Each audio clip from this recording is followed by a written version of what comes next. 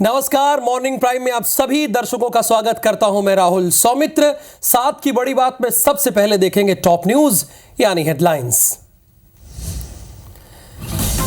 प्रधानमंत्री मोदी का जम्मू कश्मीर दौरा, 21 जून को श्रीनगर में योग दिवस कार्यक्रम में होंगे शामिल। 1500 करोड़ के विकास कार्यों की देंगे सौगात।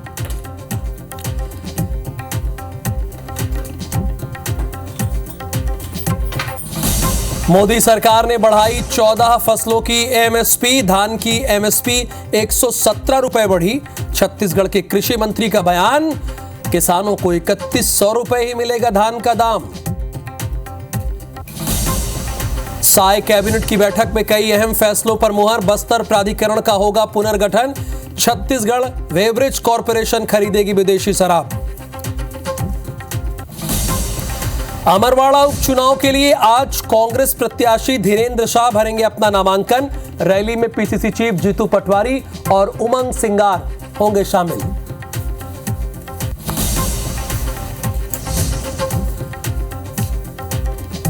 ग्वालियर में 3 मंजिला मकान में लगी भीषण आग। घर में सो रहे पिता और 2 बेटियों की मौत। दीवार और गेट तोड़कर निकाले गए शव।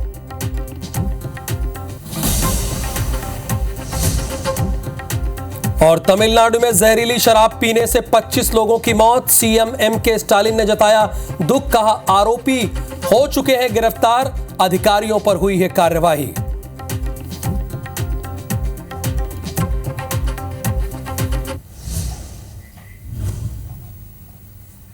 प्रायोजक हैं राजयोग पेंट, खुशियां आपकी, रंग हमारे।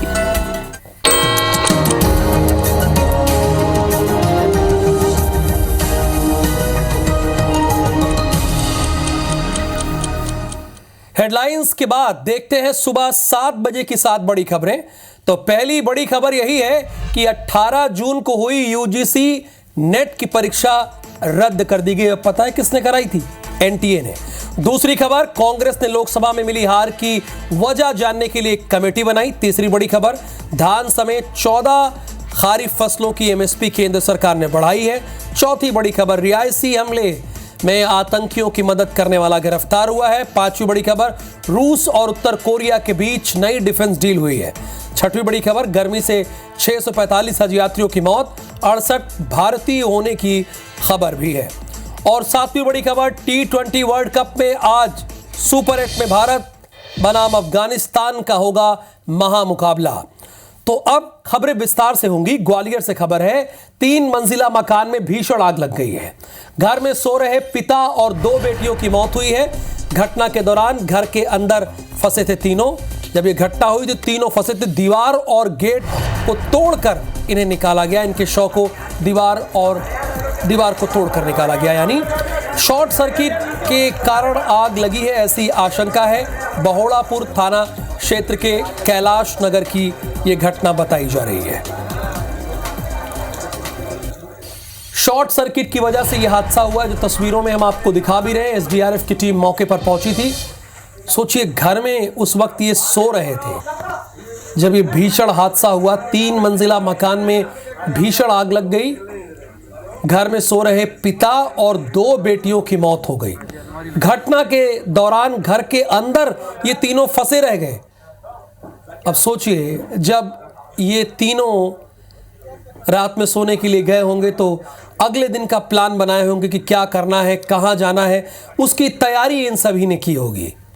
लेकिन अब ये कभी भी ये सब नहीं कर पाएंगे। इनकी यादें जरूर रह जाएंगी।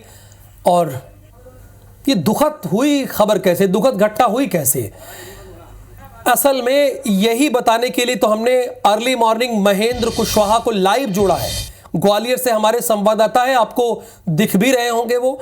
महेंद्र, सबसे पहले हम यही जानना चाहते हैं, हमारे दर्शक भी यही जानना चाहते हैं कि वो तीनों जब सो रहे थे घर में, आग कैसे लग गई, उन तक कैसे पहुंच गई, ये सब कुछ हम डिटेल में हमारे दर्शकों को आप बताइए। जी, मैं बिल्कुल बता दूं कि जिस तरह से ये आग लगी, बात से पूरी डिटेल बताता हूँ कि आज हवापुर थाना क्षेत्र कैलाश नगर में दोषी विजय अग्रवाल अपनी 2 बेटियां ईशू और मिनी के साथ खाना खाने के बाद सोने चले गए थे। और यहाँ पर जब रात के 1 बजे के बाद यहाँ पर अचानक उनके यहाँ आग लगी और एक मंजिल से जो नीचे शुरुआत उन्होंने आग की हुई थी और दूसरे माले तक और तीसरे माले तक ये आग जा पहुंची और विशाल रूप आग ने ले लिया था। और बता दूं कि जो पहली मंजिला इमारत थी उसमें ड्राई फ्रूट का दुकान बनी हुई थी, दूसरे माले पर उन्होंने ड्राई फ्रूट का गोदाम बना रखा था और इसमें जो आग लगी तो वो विकराल रूप लेने के कारण जो घर में सो रहे थे तो वहाँ एक दरवाजा था जो कि एक ही दरवाजा घर के अंदर बना था जो नीचे के रास्ते से निकलता था, लेकिन नीचे आग जो फैली हुई थी तो वहां तक तो पहुंच नहीं पाए और ऊपर ही वहां उनके के साथ साथ आग में जिंदा जल गए और उनकी जिंदा जलने से मौत हो गई। आग लगने का अभी तो जो संभावना जो बताई जा रही है शॉर्ट सर्किट बताया जा रहा है, शॉर्ट सर्किट से आग लगी हो सकती है और जो ड्राई फ्रूट और कपूर और कुछ जो सामान था जो कि उसमें आग लगने की वजह से बहुत काफी देर तक फायर ब्रिगेड को वहाँ बड़ी मशक्कत करनी पड़ी। करीब 12-13 गाड़ियां पानी उसमें लगा और आग बुझा देता है कि उन्होंने लगभग काबू पाया लेकिन आग नहीं बुझ पाई थी।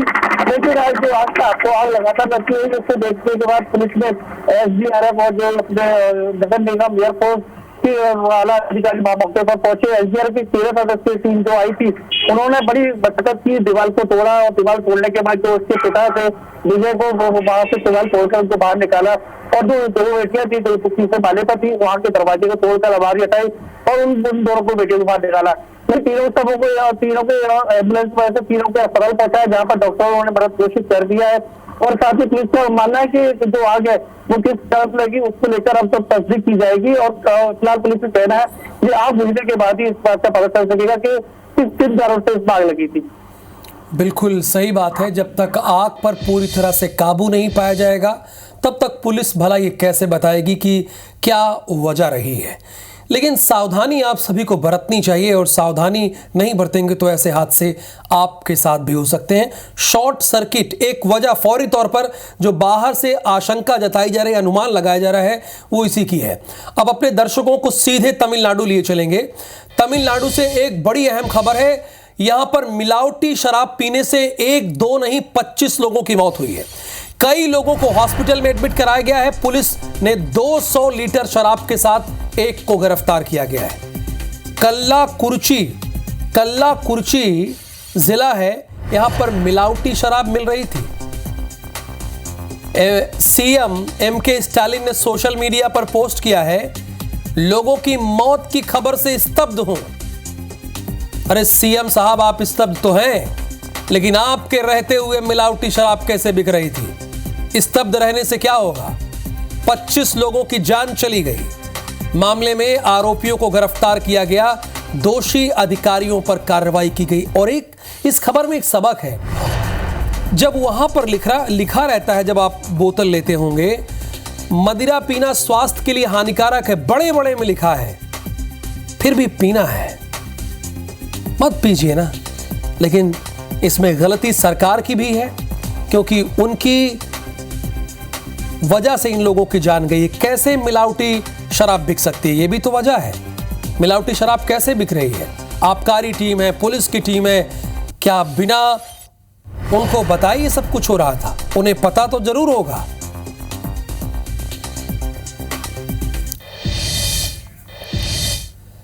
18 जून को UGC नेट की परीक्षा रद्द कर दी गई है। लाखों लोगों ने इस परीक्षा को दिया था और पता है इस परीक्षा को आयोजित कौन कराया था? मैं आप लोगों से जानना चाह रहा हूं, जितने मेरे अभी दर्शक देख रहे हैं, बताइए कौन कराया था UGC नेट की परीक्षा? बहुतों ने तो सही जवाब दे दिया, NTA ने आयोजित की थी UGC नेट की परीक्षा। कल ही देश भर में आयोजित हुई थी नेट की परीक्षा। गड़बड़ी की शिकायत के बाद परीक्षा को रद्द कर दिया गया। इन्होंने एक परीक्षा और कराई थी, याद है ना? या मैं बताऊं? नीट। उसमें हुआ क्या? 67 लोग टॉप कर गए, 1-2 नहीं। नंबर 1 पर कौन है? 67 लोग हैं और 720 नंबर चाहिए और 716 हो सकता है। 718 और 19 कैसे नंबर आया? ये क्या खेल है? बहरहाल UGC नेट की परीक्षा रद्द कर दी गई है और NTA ने कराया। केंद्रीय मंत्रालय ने इस बात का ऐलान किया है और यह भी कह दिया है कि अब CBI करेगी जांच, अब खुलेगा चिट्ठा। अब CBI को सौंप दिया गया है। धर्मेंद्र प्रधान चूंकि ऐसे सशक्त शिक्षा मंत्री हैं जो छात्रों के भविष्य के साथ खिलवाड़ नहीं होने देना चाहते हैं। और इसीलिए उन्होंने निर्णय लिया कि बहुत हुआ, अब होगी इसकी जांच सीबीआई से। धर्मेंद्र प्रधान ने इसके पहले भी आपने देखा किस तरह से नीट परीक्षा में कहा था कि गलतियां हुई हैं, 2 गलतियां हुई हैं। वो उन्होंने इस बात को माना और अब उन्होंने कहा कि इसकी जांच सीबीआई से होनी चाहिए, चाहे जितने बड़े अधिकारी इसमें इन्वॉल्व हो, वो सामने आने चाहिए। प्रधानमंत्री मोदी का आज से 2 दिवसीय जम्मू कश्मीर का दौरा है। 1500 करोड़ के 84 विकास कार्यों की सौगात देंगे। 2000 से ज्यादा लोगों को नियुक्ति पत्र बांटेंगे। कल श्रीनगर के योग दिवस के कार्यक्रम में शामिल उन्हें होना है। देश के प्रधानमंत्री नरेंद्र मोदी एक बार फिर से आपको योग करते हुए दिखाई देंगे। हालांकि वो रोज योग करते हैं, जैसा कि उन्होंने कई साक्षात्कारों में इस बात का जिक्र भी किया है, लेकिन कल अंतर्राष्ट्रीय योग दिवस है। अगर आप नहीं करते योग तो अपने जीवन में इसे शामिल कीजिए, अपने जीवन का एक हिस्सा बनाइए, चाहे आधे घंटे के लिए बनाइए।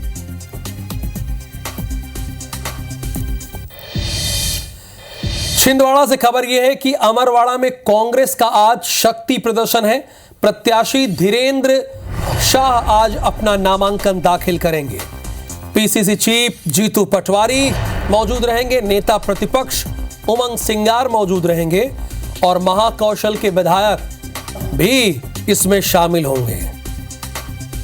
अमरवाड़ा की ये जो जंग है ना, ये जीत हार से ज्यादा नाक की लड़ाई बन गई है। नाक की लड़ाई बन गई है और इसी नाक की लड़ाई में बीजेपी और कांग्रेस कोई कोर कसर नहीं छोड़ना चाहती। दोनों को जीत से कुछ कम मंजूर नहीं है। अच्छा, जब 2 लड़ते हैं तो एक की हार और एक की जीत होती है, लेकिन यहां दोनों को जीत से कुछ कम मंजूर नहीं है, चाहे बीजेपी हो या फिर कांग्रेस हो। तो अगली खबर भी छिंदवाड़ा से ही है। छिंदवाड़ा के अमरवाड़ा में 10 जुलाई को होने वाले उपचुनाव के लिए सरगर्मियां तेज हो गई हैं। कांग्रेस प्रत्याशी धीरेन्द्र शाह आंचल कुंड दादा दरबार के प्रमुख बेटे हैं। आदिवासी अंचल में आंचल कुंड दरबार की खासी पैठ है। धीरेन्द्र शाह कमलनाथ के बड़े करीबी भी माने जाते हैं। बीजेपी ने कांग्रेस छोड़कर आए कमलेश शाह को अपना उम्मीदवार बनाया है। कांग्रेस के ऐलान के साथ ही अमरवाड़ा उपचुनाव की लड़ाई की तस्वीर साफ हो गई है। अमरवाड़ा में इस बार लड़ाई त्रिकोणीय है। बीजेपी और कांग्रेस के अलावा गोंडवाना गणतंत्र पार्टी चूंकि एक बार जीत चुकी है, यहां से अपना प्रत्याशी उतार कर यह उपचुनाव दिलचस्प कर दिया है। ऐसा लग रहा है कि अंतिम ओवर में 16 रन चाहिए है। अब 16 रन चाहे कमलेश शाह मार दें या धीरेन्द्र शाह मार दें या फिर देव रवेन मार दें, कोई भी मार दे जीत जाएगा। बड़ी लड़ाई दिलचस्प हो गई है। इस बार इस सीट पर अगर ओवरऑल देखें, जो हमारे आंकड़े हैं, 9 बार कांग्रेस चुनाव जीती है, 2 बार बीजेपी और 1 बार गोंडवाना गणतंत्र पार्टी चुनाव जीती है और इसीलिए यहां की लड़ाई जरा दिलचस्प हो गई है। एक और भी अहम खबर है। प्रधानमंत्री नरेंद्र मोदी ने किसानों को बड़ी सौगात दी है किसानों को, और उसमें से एक बड़ी सौगात यह है कि मोदी कैबिनेट ने खारिफ की 14 फसलों की एमएसपी बढ़ा दी है। धान का एमएसपी अब 2300 रुपए कर दिया गया है, जो पिछली बार 117 रुपए से ज्यादा है। मोदी सरकार के तीसरे कार्यकाल की यह दूसरी कैबिनेट बैठक थी जिसमें यह अहम फैसला लिया गया। इसके साथ ही मोदी कैबिनेट ने 5 और बड़े फैसले लिए। केंद्रीय मंत्री अश्विनी वैष्णव ने कैबिनेट के फैसलों की जानकारी देते हुए बताया कि धान का नया एमएसपी अब 2300 रुपए होगा, जो पिछली बार की एमएसपी से 117 रुपए ज्यादा होगा। अगर आप छत्तीसगढ़ के हैं तो नहीं, आपके लिए खबर नहीं है, ध्यान दीजिएगा। आपका तो 3100 ऑलरेडी है। वहां के कृषि मंत्री ने कह दिया छत्तीसगढ़ के लिए लागू नहीं है भैया, ये उनके लिए है जहां कम है ना।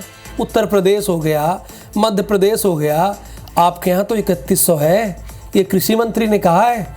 किसानों की एमएसपी के तौर पर करीब 2 लाख करोड़ रुपए मिलेंगे। ये पिछले सीजन से 35,000 करोड़ रुपए अधिक है। वहीं देश में 2 लाख नए गोदाम भी बनाए जाएंगे।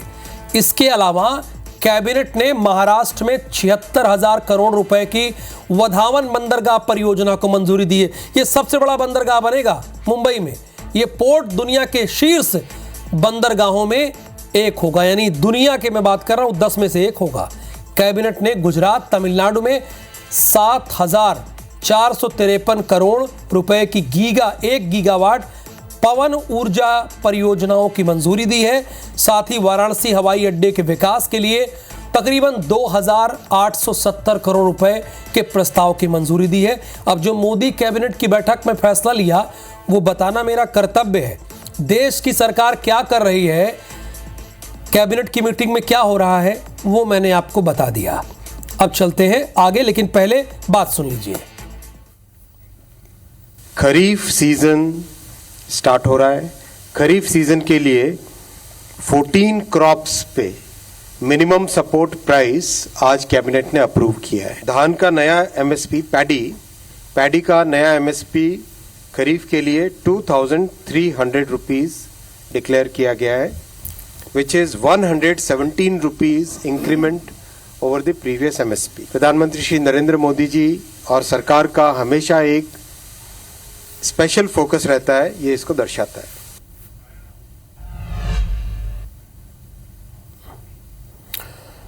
आचार संहिता खत्म होने के बाद पहली बार बुधवार को साय कैबिनेट की बैठक मंत्रालय में हुई। कैबिनेट की बैठक में यहां भी कई अहम फैसले लिए गए, जैसे कि बस्तर, सरगुजा, मध्य क्षेत्र, आदिवासी विकास, अनुसूचित जाति विकास प्राधिकरण और छत्तीसगढ़ राज्य ग्रामीण और अन्य पिछड़ा वर्ग के विकास प्राधिकरणों के पुनर्गठन का निर्णय लिया गया। सभी प्राधिकरणों के अध्यक्ष मुख्यमंत्री होंगे। स्थानीय विधायकों में से एक विधायक को इसका उपाध्यक्ष मनोनीत किया जाएगा। क्षेत्रीय विधायक इन प्राधिकरणों के सदस्य होंगे।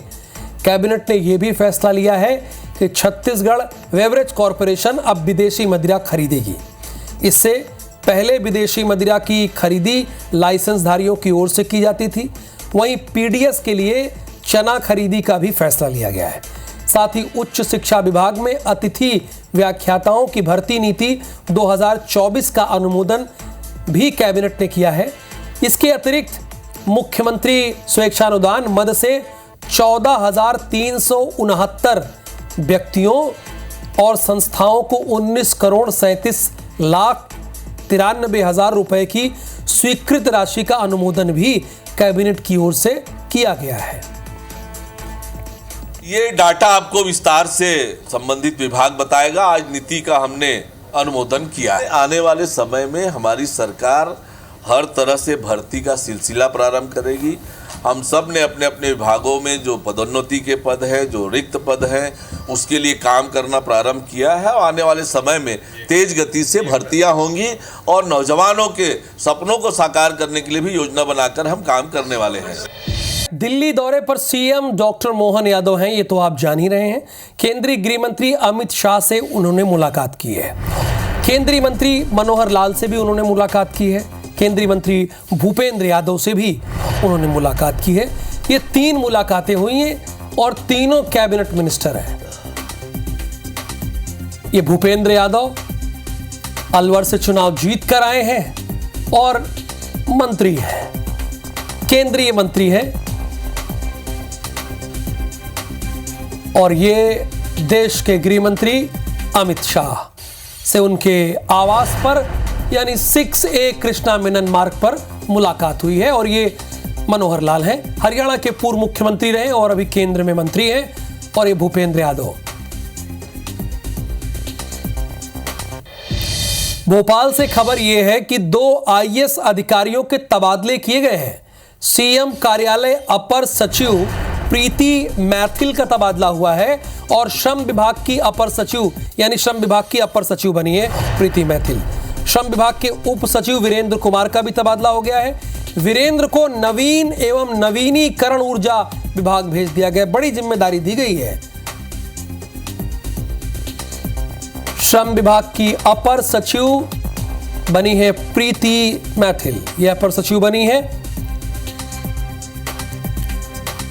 और श्रम विभाग के उप सचिव वीरेंद्र कुमार का तबादला हुआ। उन्हें नवीन और नवीनीकरण ऊर्जा विभाग के लिए भेज दिया गया है। अगली खबर भी भोपाल से है। राज्य प्रशासनिक सेवा अधिकारियों के तबादले हुए हैं। सीएम सचिवालय के अधिकारियों के तबादले हुए हैं। उप सचिव सीएम कमल सोलंकी को स्कूल शिक्षा भेज दिया गया है। स्कूल शिक्षा मंत्री के ओएसडी आशीष पांडे का ट्रांसफर हो गया है। आशीष पांडे का सीएम कार्यालय में तबादला हुआ है।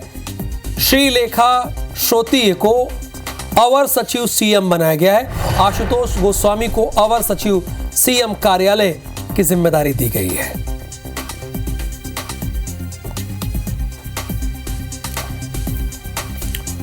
साथ की बड़ी बात के बाद अपने दर्शकों को हमर बानी हमर गोट दिखाते हैं। छत्तीसगढ़ी भाषा में हमारा बुलेटिन है।